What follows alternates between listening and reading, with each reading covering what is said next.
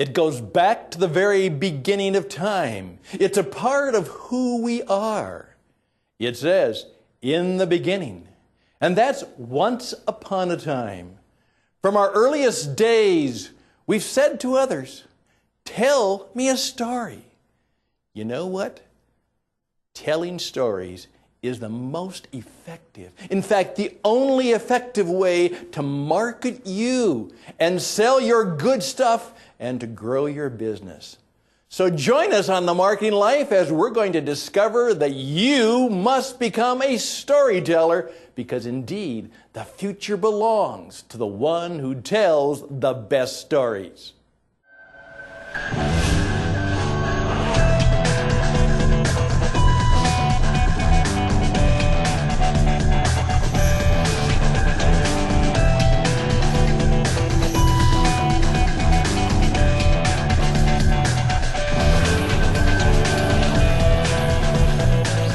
Thank you. I'm Stan Houston, and this is The Marketing Life, and I am your Marketing Life coach. That's right. We're going to talk about telling stories. Now, this is going to be the first in a series of 4 programs that essentially say this: tell me a story, then I will buy you and from you. That's right. First of all, remember, before people buy your trucks or your tacos or your termite control or your term insurance policies, people have to buy you. And the whole program series on Marketing Life is people buy you first. And if they don't buy you, they won't buy whatever else you're trying to sell them. And in an age in which many of us are trying to put forward our own services and our own experiences and our own wisdom and expertise, people truly have to buy you. Now, I'm going to suggest, in fact, I'm going to even challenge you to remember that perhaps all of that stuff about selling and marketing that you may have learned is wrong. After many years in teaching and communications training and broadcasting all over the world, I have come to believe that if you truly want to work with people in a way that will make a difference, you have to tell a story. Storytelling is the secret to sales success. And I'm going to illustrate that today by showing you a commercial. It's a commercial which is called the Dream Rangers.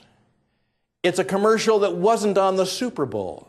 It wasn't even on TV. It's about a 3-minute commercial, but people who have seen it have been deeply moved.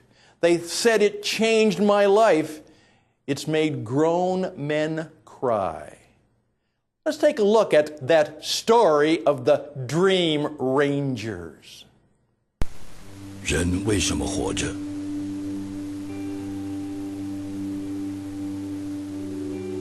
为了思念，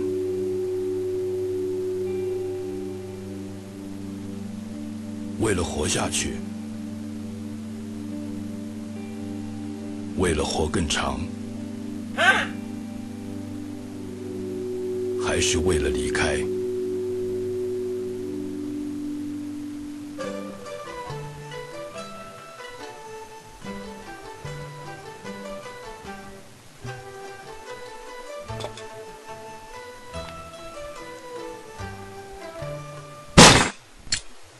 去骑摩托车吧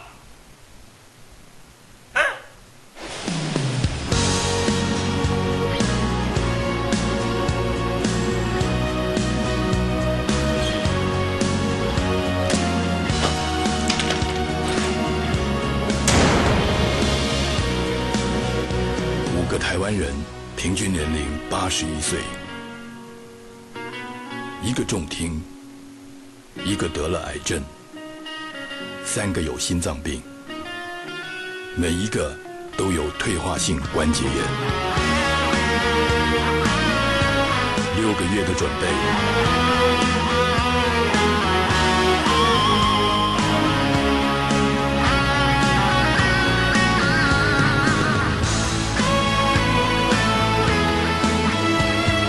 环岛13天。2139公里，从北到南，从黑夜到白天，只为了一个简单的理由。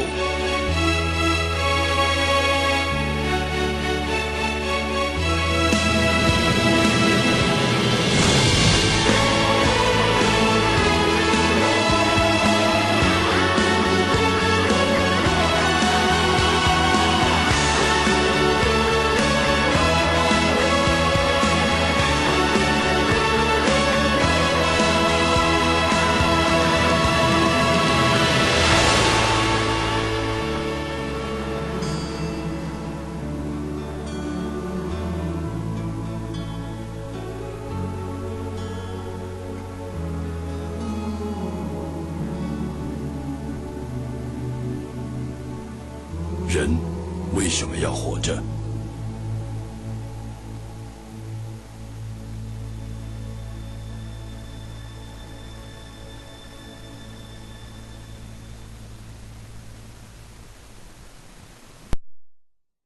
？Now, wasn't that quite a story? As I've said, I've shown that on my blog and shown that to many people, and the response has been overwhelming. And why did that happen? It's because just before that commercial, you could have said, "Let me tell you a story." And that's what it was. It was a story. It didn't talk about, oh, by the way, this was a bank. It didn't talk about CDs or checking accounts or rates of return. It told a story about people. And as a result of that, people are moved to do some things differently. And they connect those good things, those powerful hopes and aspirations, back to the bank that might just help make those good things possible. Now let's walk right into the story of business today.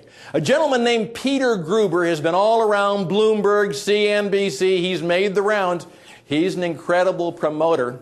He's a guy who owns a professional basketball team. He's owned studios. He's been an entrepreneur, movie producer. Peter Gruber has just recently written a book, and it's called Tell to Win. Connect, persuade, and triumph with the hidden power of story. Now, this guy's no slouch. This guy's no soft sales guy. This guy has become a multi-millionaire, and he will tell you the reason he's been successful is very simple. He is a storyteller. And if you want to connect with people today, now he even says winning is important, and if you want to win in the business and marketing and sales game of life, look what you do. You connect, persuade, engage people through the power of the story. Great book. You may want to check it out. And remember, we're here to help you find out the good things that can help you in your life and business. Tell to Win by Peter Gruber. Think about that. Now, let's talk about Dream Rangers. Now, why did that movie work? Well, first of all, please keep in mind that it was a once upon a time. Please remember that nostalgia is always big. Ah, yeah. The older men say, times were better. We even think in the story of the Hebrew Scriptures, the Garden of Eden. Oftentimes we look back and remember when things were better. Nostalgia is a very, very important part of how stories tend to work. And so here you had these men. And what were these men doing? They were sitting there. And obviously life had become not very good for them. My friend Deb Newman, who a number of you saw on the previous program, who has developed some of these storytelling ideas with me, she works in the long-term care field, and she has this cartoon, and it has these four old men, very much like the Dream Rangers, sitting around. And life is not good. There they are, and one of them says, "And for this, I gave up smoking?" Again, good marketing makes us smile.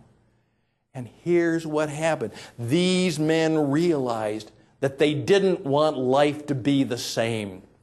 And they thought of when we were young, when we rode motorcycles, when we were free, when we were independent, when we were powerful.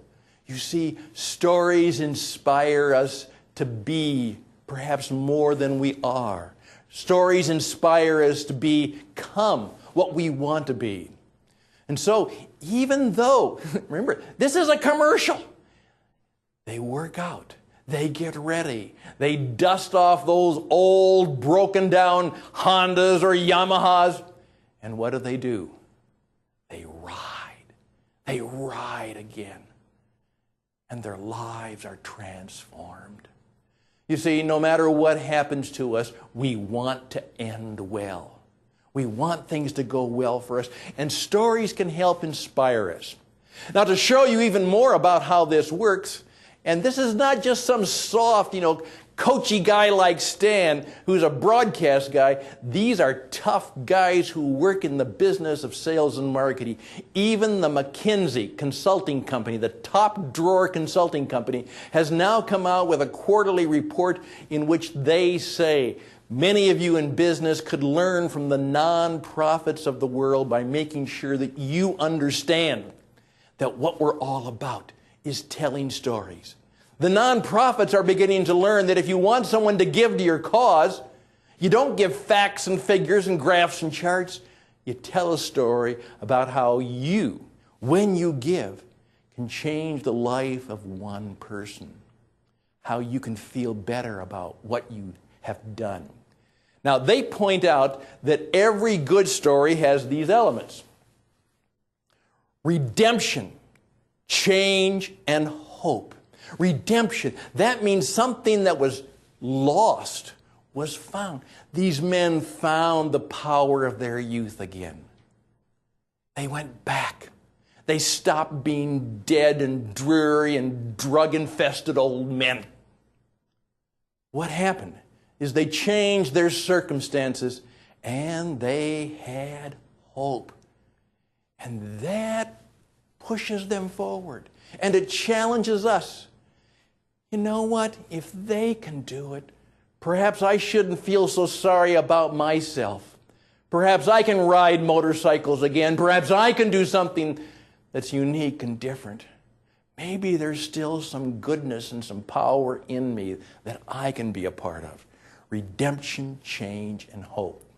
Now, I want you to think about that, because then there's a wonderful woman who can help us out. She wrote a book called "Whoever Tells the Best Story Wins."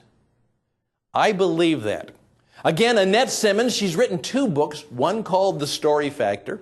And my job here is not just to promote my own stuff and my own books, but to help you find good people.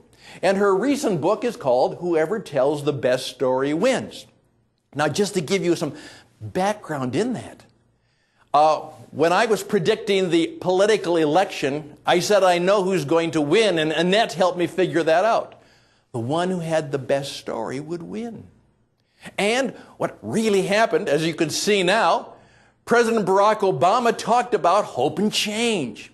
And then his story became something that many people identified with. And then going forward, they say, my story could be a part of his story. So whether he had the best story, everybody thought it was the best story because they put their own story in it. Now, as our president finds out, keeping that story going is oftentimes hard to do. And it's hard to do for me as a salesperson, a businessman, or an entrepreneur, as a politician. But the point is, the best story wins.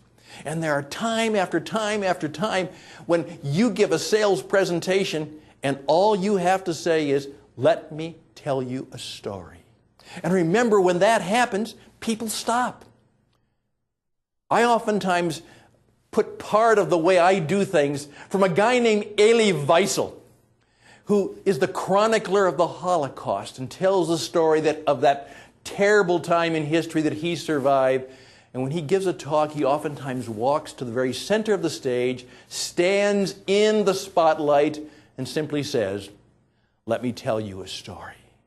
The most powerful marketing words around are, "Let me tell you a story." Now, from my own background, I can just simply tell you this.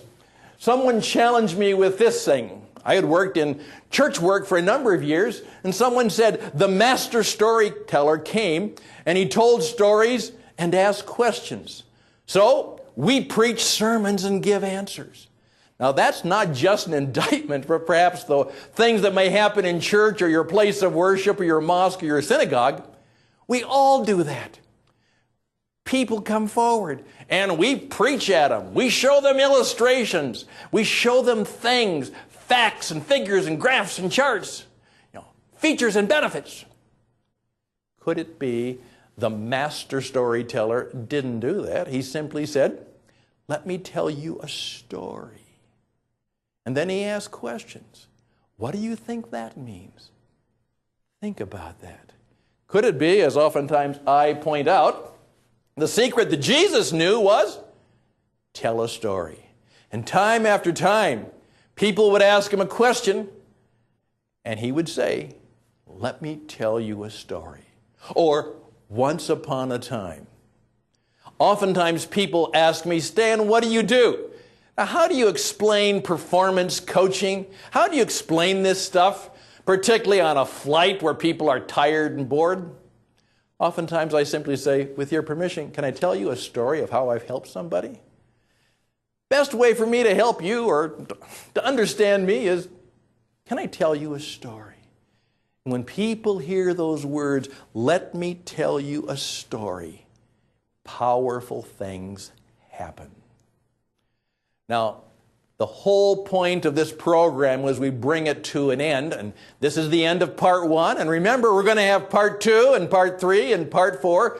So tell all of your friends. And by the way, after you see part 2, you can go back to the store and go back to the archives. Isn't the Marketing Life Coach site really neat? These guys at Bits on the Wire have done such a great job of putting that together. You can go back, watch part 1, then part 2, and then part 3 and part 4. That's what we're going to do. We're trying to illustrate some marketing principles by doing that. The story will go on and continue. But the secret Jesus knew was tell a story has led me to believe this. I used to say this: storytelling was one of the most effective means of communication. Then I changed my mind and said, storytelling is the most effective means of communication. I no longer believe that.